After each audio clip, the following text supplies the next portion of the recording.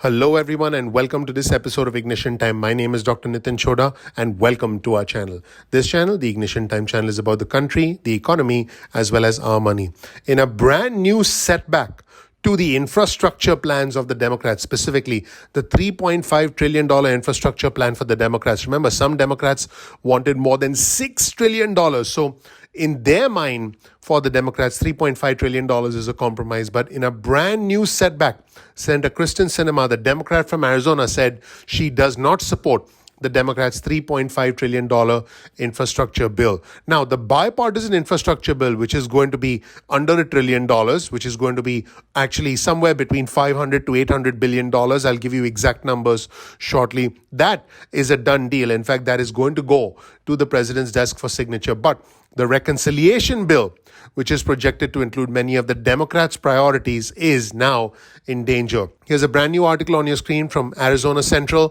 Sinema does not support Democrats' $3.5 trillion bill, clinches the bipartisan infrastructure deal. Senator Kristen Sinema did say that she does not support the $3.5 trillion plan that essentially is going to include many components of President Biden's agenda.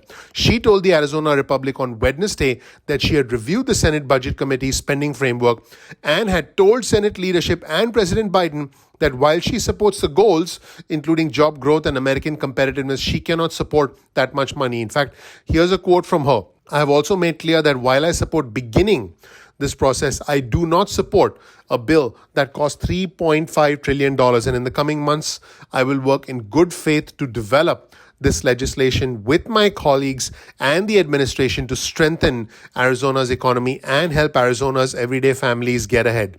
That is what she said. Now, her reservations, along with the reservations from the conservative Democrat from West Virginia, suggests that the Democrats will not be able to pass the reconciliation bill, meaning that the Democrats will indeed have to scale back the bill significantly. In fact, this package is a critical component of President Biden's human infrastructure agenda. This involves expanding Medicare and caregiving for the disabled and elderly, funding universal pre-K, and paying for climate change initiatives. Sinema's position on the budget reconciliation bill comes the same day that she and Senator Rob Portman, the Republican from Ohio, announced a major breakthrough on a separate bipartisan infrastructure bill, which, according to new estimates, could get to $1.2 trillion. So that is the new information coming in, and I'll have more word for you in our channel. But the $3.5 trillion reconciliation bill looks like it's in big trouble right now. Now, the $1.2 trillion bipartisan public works infrastructure plan would remake the nation's roads, bridges, airports, transit, and water systems, and that definitely is going forward. And here's another statement from Sinema. While bringing both parties together can seem impossible these days, Arizonans elected me to do the hard work. Our historic legislation would make the strongest investment in America's critical infrastructure in a century, creating Arizona jobs, expanding economic opportunities for our state, securing our water future, and protecting our communities from wildfires. So, what are people saying about this? Well, one thing's for sure, the Senate Minority Leader, Mitch McConnell, is super happy. In fact, he said he's pleased with Senator Kristen Sinema, and he's pleased with the fact that she does not support the Democrats' $3.5 trillion budget plan, which, by the way, will have an impact on the 2022 primaries in Arizona. Let's roll the tape and hear from the Senate Minority Leader, Mitch McConnell. Let's watch. Were you surprised at Senator Sinema's statement today that she can't vote for the big bill?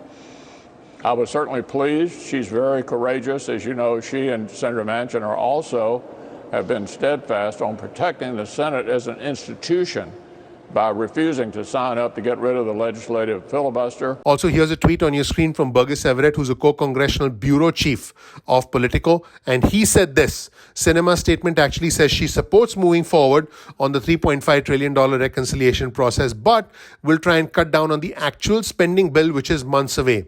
She said, I have told Senate leadership and President Biden that I support many of the goals in this proposal. And she also said, I have also made it clear that while I support beginning this process, I do not support a bill that costs $3.5 trillion and in the coming months. And this is what Burgess Everett said.